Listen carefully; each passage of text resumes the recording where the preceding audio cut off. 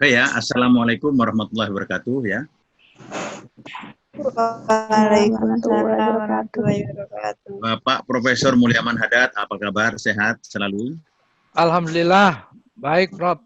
Ya, Alhamdulillah. nah, cukup lengkap meringankan beban saya dari Bu Alwiah, tugas Bu Alwiah. Ini kalau orang Madura, diperintah orang Madura harus jalan untuk memberikan seminar walaupun sibuk. Tapi saya mohon maaf memakai baju adat Madura nih Pak Moderator ya. Mohon maaf ya. Wah, luar biasa, Prof. Ada relax ya. Selamat pagi Pak Mulyaman ya. Pagi kan di situ kan? Pagi Pak, pagi Prof. Oke. Saya punya utang ingin datang ke Sumenep. Iya, nanti. ditunggu. Wah, Ya, kalau ya. Prof Mulyaman udah ke Sumenep malah ya, Prof ya. Jadi ada di sana. Baik, saya mulai ya. Ria ya dibantu ya. Yang membantu saya dari Madura juga ini, dari Trunojoyo. Ayo lanjut ya. Ini yang nge-share itu saya, Prof. Mungkin yang Mbak Ria itu mungkin ada halangan di koneksi tadi itu. Nggak apa-apa, lanjut. Jangan Oke, lanjut ya. Baik, Prof. Ya, saya sebagai guru besar dan pendiri Indef ya. Oke ya, teman-teman sekalian, kalau seperti ini sudah mengulangi yang Prof Mulyaman sampaikan ya. Usaha mikro itu jumlahnya 35 juta, tenaga kerjanya 107. Ini masalah, ini informal, bukan hanya ini problem berat ya. Menurut saya lebih separuh masalah. Ya, kurang separuh itu peluang seperti disampaikan tadi. Kenapa? Karena yang mikro ini kan teknologinya rendah, pendapatannya rendah, dan penjualannya kan 300 juta per tahun. Ya, itu kira-kira 1 juta aja per hari ya. Ya enggak. Bu Alwiah itu kalau ceramah di mana itu honornya bisa 5 juta 2 jam. Kan beda sama mikro ini. Ya, dan ini masih satu problema yang kita hadapi.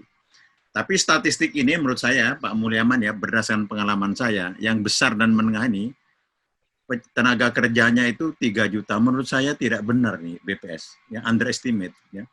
Sebab satu grup besar saja bisa 100.000 itu, ya, dengan cabang kanan kirinya. Jadi ya tidak apa-apalah ya,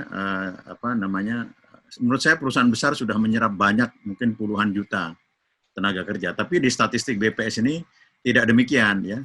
Yang banyak usaha mikro yang asetnya 50 juta untuk beli rumah. Di Jakarta kan tidak cukup ya, 50 juta kan tidak cukup. Ya lanjut ya. Lanjut ya Mas ya. Nah sekarang bidang usahanya yang mikro terutama ya, itu di perdagangan. Perdagangan itu kan ya, kalau orang Madura datang ke pasar itu pakai sarung yang kedua digelar, udah jualan di situ. Jualan kelontong apa gitu. Itu memang ya itu sudah terjadi sejak seabad yang lalu ya. Bazar-bazar seperti itu. Untuk industri ya, itu tidak banyak ya. Di industri itu hanya kira-kira 16% dari total ya, tidak banyak. Dan industri itu tidak menghasilkan satu produk yang kuat. Ini kondisi kita dan itu harus memang menurut saya harus lebih banyak dibantu daripada mengharapkan menjadi bantalan tenaga kerja. Ya. Lanjut.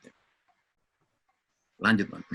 Nah ini distribusi kreditnya, jangan dulu kelewatan, ya jangan buru-buru. Ya, distribusi kreditnya yang hafal ya, Prof Mulyaman ya. Lanjut. Lanjut ya.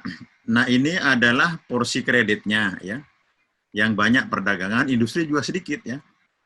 Dan disertasi anak saya itu, yang industri itu memang berat, dan juga ada yang sudah berhasil ekspor tapi menggunakan kredit ya, mungkin separuh itu tidak menggunakan kredit, pakai modal sendiri, kan sayang itu ya.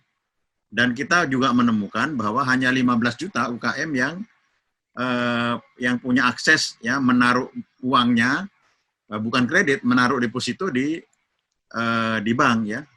Lanjut ya. Ini adalah porsi klasifikasi ya, usaha mikro kreditnya, usaha kecil, usaha menengah, dan seterusnya.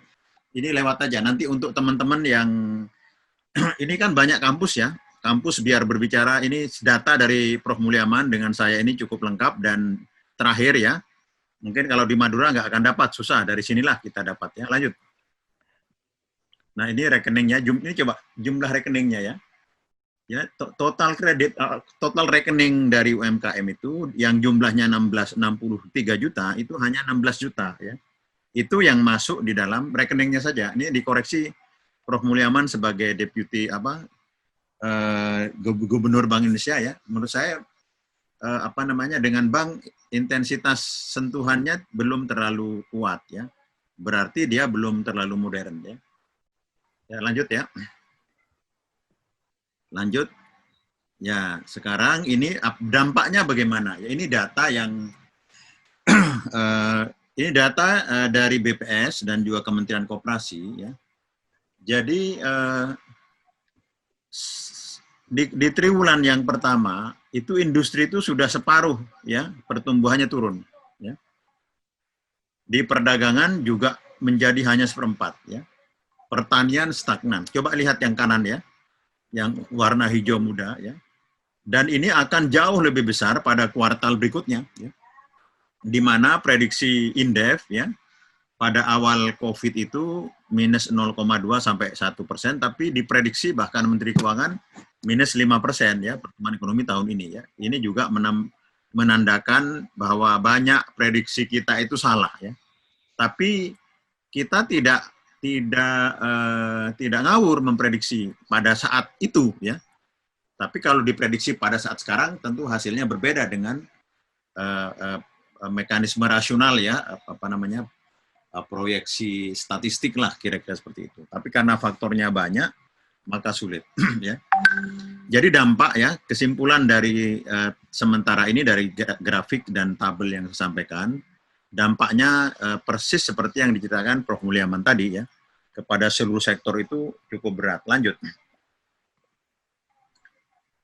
Nah, sektor yang ya ini berdasarkan komplain ya, pengaduan terhadap UMKM di kementerian ya. Itu ada ratusan ribu ya UMKM yang komplain yang mengadukan. Kebanyakan itu adalah sektornya adalah makanan ya dan industri kreatif ya. Masalah apa? Masalahnya permodalan. Kalau kita lihat sektor yang paling dampak itu adalah makanan ya, terutama makanan. Dan karena makanan itu hari ke hari ya.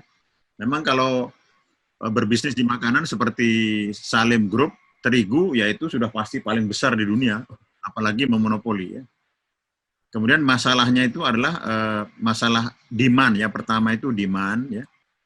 Itu tidak kelihatan tuh yang kanan itu ya, yang saya. Jadi masalahnya itu adalah masalah permintaan ya. Kemudian yang sebelah kanan ini yang paling banyak adalah pemasaran dan ya dua-duanya pemasaran, permintaan, demand dan pemasaran itulah yang turun drastis ya.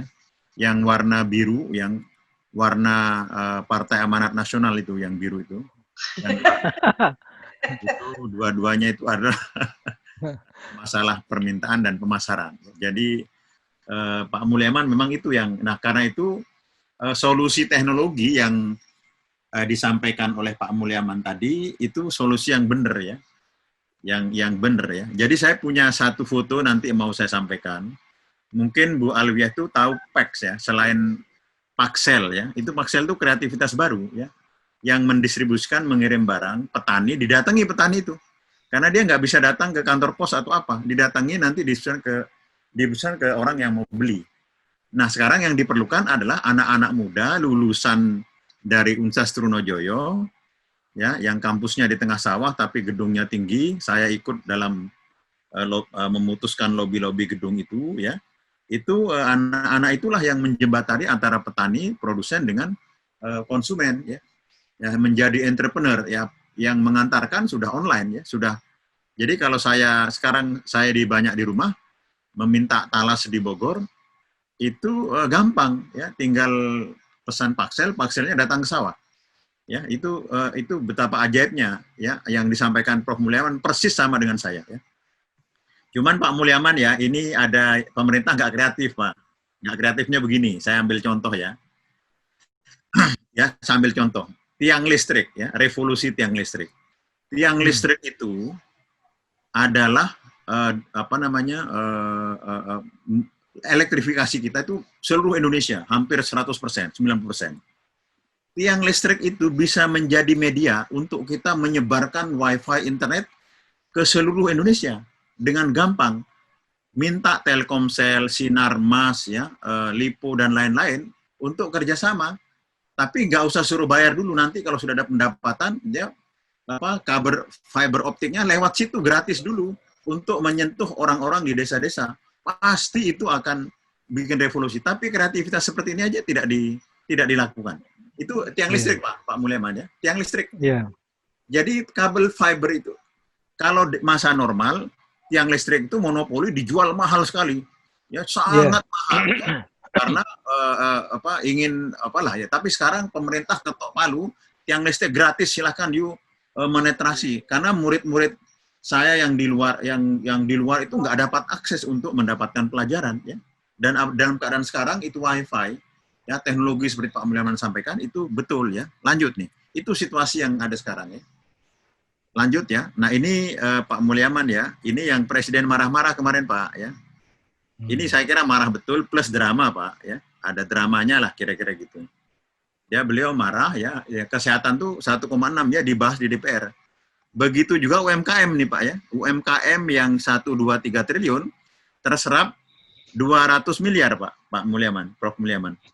Jadi memang Kecil sekali. Kecil sekali. Saya untuk teman-teman Astra saya itu membuat yang menyerap itu, Pak, respirator untuk pernafasan di rumah sakit. Itu memerlukan prosesnya itu 3 bulan, lama sekali baru dapat izin edar, ya. Teman-teman saya Astra dan saya terlibat di situ. Itu lama sekali, ya, prosesnya. Ini yang menghambat.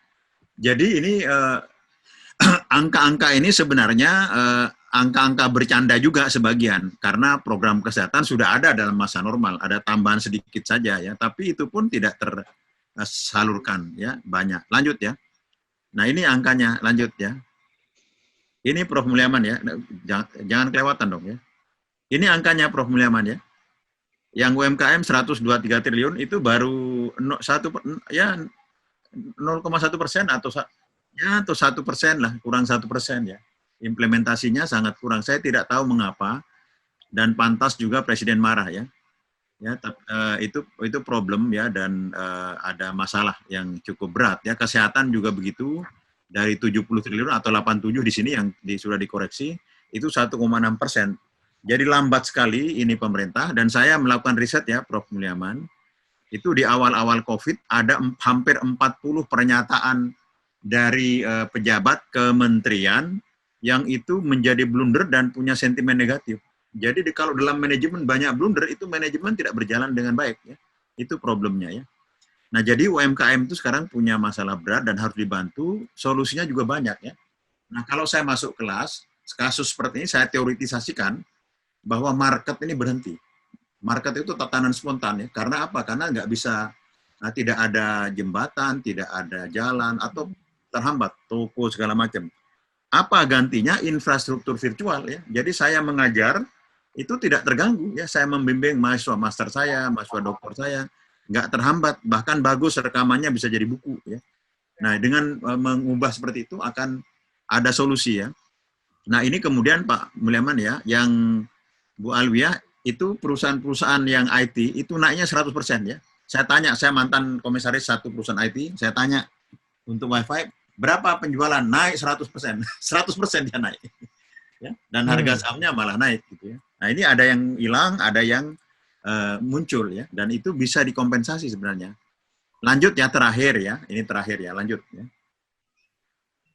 Nah, terakhir, ya, biasanya dalam riset saya ada 10 atau 11 atau 12 masalah UKM itu adalah seperti tadi, ya, keuangannya, dukungan kreditnya yang tadi itu hanya 1%, kurang 1%. Kemudian pemasarannya yang harus dimediasi dengan Paxnel yang saya sebut tadi. Nah, tentu manajemen dalam keadaan sekarang ini harus lebih bagus, ya. Nah, ini problem yang kita hadapi. Ada contoh, ya, filosofi dasar BRI unit itu lebih hebat daripada Grameen Bank. Mungkin tanya Prof Mulyaman, ya. Tapi yang dapat Nobel itu Grameen Bank, ya. Nah, ini studi saya di BRI unit, ya, BRI unit, ya, kira-kira 15 tahun yang lalu, dan itu sukses luar biasa, ya. Lanjut, ya. Nah, strateginya itu BRI itu menurut saya sekarang BRI unit itu harus dipakai oleh pemerintah, tapi tidak boleh diintervensi untuk menambah inovasinya, ya. Apakah itu inovasi teknologi, inovasi penjemputan orang, penjemputan apa macam-macam lah ya. Mungkin kerjasama dengan pemasaran, dengan macam-macam. Itu adalah fondasi dasar yang kita punya. Ada ribuan unit ya tersebar di seluruh Indonesia. Itu adalah elemen-elemen yang penting di dalam masa new normal seperti sekarang ini ya. Mereka saya lihat di BRI unit itu sebagai ujung tombak. Dia ada, kalau orang datang ke bankir ya, itu berpakaian rapi, pakai dasi seperti Pak Mulyaman, nggak berani itu masuk ke mana. Tapi BRI di sudut-sudut Pak Mulyaman bikin di pos hansip dekat musola BRI. Iya. Di warung toko itu. Nah, tekat waktu dan sasaran ya. Lanjut ya. Nah, itu ini hasil-hasil saya. Jadi saya mengusulkan salah satunya BRI unit itu harus menjadi fondasi untuk menetrasi teman-teman UKM yang ada di daerah-daerah ya. Kompetensi manajemen skema kreditnya sudah bagus relatif dibandingkan yang lainnya. Waktu krisis 98, sisi korporatnya hancur, yang sisi ini tidak hancur, yang BRI ini ya. Lanjut. Nah, harus terakhir ya. Yang kalau Pak Mulyaman, Prof. Mulyaman berkaca kepada Malaysia, ini kasus di Taiwan ya. Presiden harus membangun harus langsung terjun ya. Kedua, SDM di UKM itu terutama usaha kecil bukan yang mikronya itu harus kuat dan link ke bawah ya. Saya kira demikian ya. Tolong Ria sampai slide ada foto yang ingin saya sampaikan coba. Baik, Prof. Tolong keluar ya 1 menit 2 menit lagi. Tolong keluar Ria. Tolong sampaikan fotonya Prof ya. Foto saya. Nah ini ya, ini saya